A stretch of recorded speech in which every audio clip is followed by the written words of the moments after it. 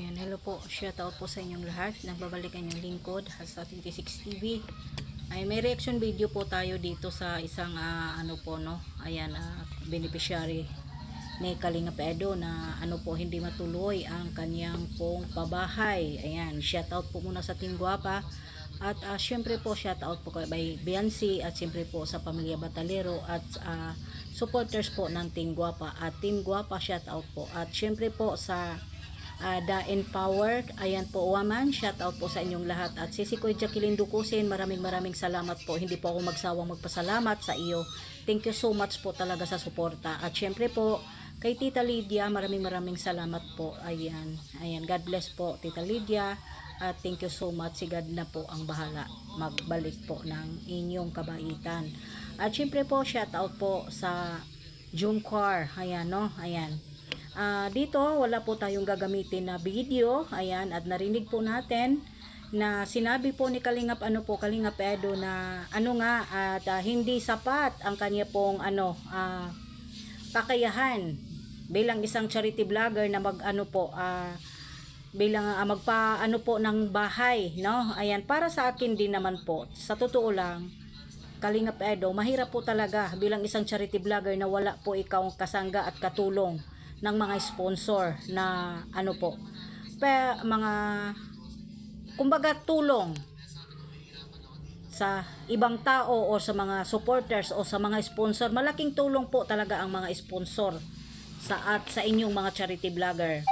Ayan, pero alam ninyo po, hindi ko naman po kinukumpare si Kalingap Edo kasi si Kalingap Edo matagal nang kilala sa social media, matagal nang kilala sa Kalingap bilang isang charity vlogger. Ang kanya pa pong kalab team ay yung kanya pa pong katandem ay si Rina Mimay pa po. Talagang kilalang kilala at namumungingi po talaga, kumbaga kumikislap ang pangalan na Kalingap Edo, no?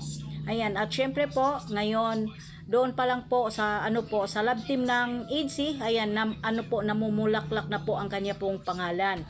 Ayan, namumulaklak, kumbaga namungingi kung sa Bisaya pa, kilalang kilala baga ang kanyang pangalan sa sa EDC. At syempre po kung ipag-aano ko po, kung ito po ipag-aano ko na lang po, ibigay ko lang po ito ay parang isang lang po dito kay Kalingap Jomar, no? Ayan, si Kalingap Jomar baguhan lang po, no? Ayan, hindi ko naman pinagkukumpara, pero si Kalingap Jomar kumbaga dito lang po siya nakilala, sa Jumcar lang po talaga, siyempre, 'di ba? Na po siya nakilala dito sa Kalingap sa kanyang tandem sa lab team po nila ni Carla. Ayan, parang nakita po natin ang kanya pong kabutihan na siyempre po na po yung kanyang pangalan, kaya sumikat dito, nagkaroon po siya ng kanya pong mga supporters at sponsor. Ganon din po si Kalingap Edo. Pero bakit bakit marami pong beneficiary si Jomar, at siyempre po nagpapagawa rin po ng bahay, kaya naman po niya,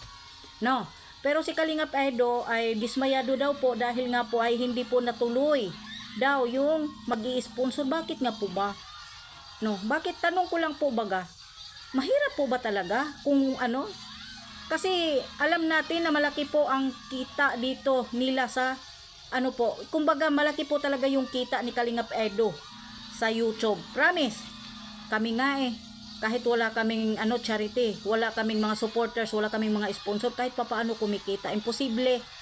Yun lang po ang masasabi ko, no? Dahil nga po baga ay umatras ang sponsor. Bakit? Umaasa po ba? Tanong ko lang po sa mga charity vlogger, umaasa po ba ang mga charity vlogger sa mga sponsor? Hindi po ba responsibilidad nila na kung umatras yung sponsor, hindi ba pwedeng ituloy? Kasi beneficiary nila yan nangako na di dapat ituloy. Tama po ba? Correct me if I'm wrong. Hindi po natin iasa sa mga sponsor yung responsibilidad bilang isang charity vlogger kasi may kakayanan naman po, imposible. Promise po. Sa tingin ko pa lang may kakayanan po si Kalingap Edo na bigyan ng pabahay yung kanya pong beneficiary na inatrasan kuno ng sponsor. Sorry po, ito po ay aking opinion lang po. Hindi ko naman po inano talaga si Kalingap Edo na kung ano. Kasi po, may kakayanan na po si Kalingap Edo, promise. Kasi sa tagal na po niya dito sa social media at matagal-tagal na rin po siya bilang ano po, charity vlogger. Kilalang kilala at sikat po siya. Hindi lang po doon sa unang tandem niya. Imposibleng hindi siya magpapagawa ng bahay. Yes, hindi po basta-basta magpapagawa ng bahay. No, pero sana po, kahit man lang po umatras yung sponsor, panindigan natin. Para hindi naman po masabi na katulad nga po ng sinasabi ng mga anti-kalingap, umaasa sa mga sponsor yung pinapagawang bahay at ipapagawa sa mga beneficiary ninyo. Diba? Tingnan mo si Kalingap Edo, hindi matutuloy daw kasi base po ito sa kanyang sinasabi. Gusto ko sanang iparinig po sa inyo kaso lang wala akong cellphone na isa at mahina po yung signal dito. Kaya hindi ko po maiparinig sa inyo kasi may video clip po kasi dapat iparinig ko po sa inyo mga langga, no, mga kagwapa. Kaya naman po siguro kahit papaano para naman kahit papaano mabigyan po natin ng sarili natin. 'Di ba? Hindi naman po siguro isang tao lang ang hindi magbigay, pero baka malay natin, 'di ba? Malay natin na mayroon pang makapagbigay hindi lang po doon sa isang sponsor na nangako na pabahayan tapos ngayon ay umatras. Kuno, ayan lang po ha, ito ay opinion ko lang po, hindi ko naman po inaano na gawan mo ng bahay Kalingap Edo. Pero may kakayanan na po si Kalingap Edo magpapagawa ng bahay. Alam naman po natin na hindi basta-basta po magpapagawa ng bahay, pero may kakayanan na po si Kalingap Edo sa totoo lang. 'Di ba? Sa totoo lang kasi matagal na po sa talagang kung sa YouTube lang matagal na po talaga. May kakayanan na po si Kalingap Edo magpabahay sa mga sa mga beneficiary niya or gusto niyang tulungan. Promise. Kasi matagal nang kilala at sikat po na charity vlogger si Kalingap Edo. Huli na po si Jomar.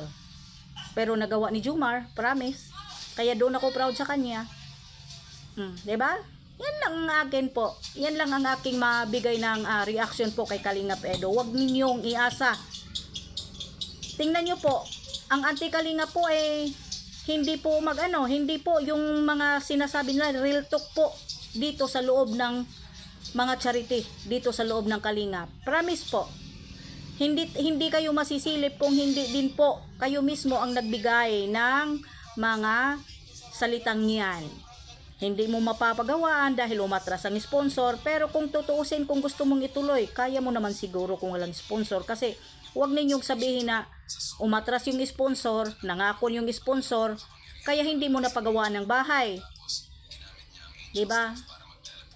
Yan? Ang ibig sabihin po pala, pwede kayong magpapagawa ng bahay, iasa ninyo sa mga sponsor yung responsibilidad bilang isang charity vlogger. Ganun ba 'yon?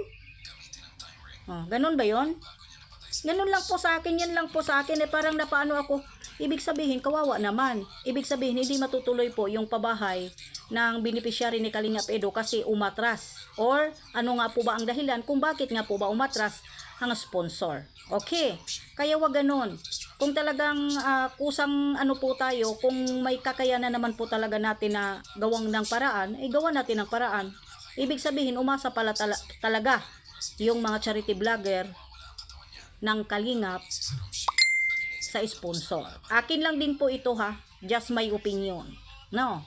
Ayan, hanggang dito na lang po. Thank you so much sa Team Guwapa sa suporta. Siyempre po sa sa aking mga kasamahan sa The Empowered Woman at siyempre po sa Jomcar. Shout out po. Alam kong galit kay sa akin.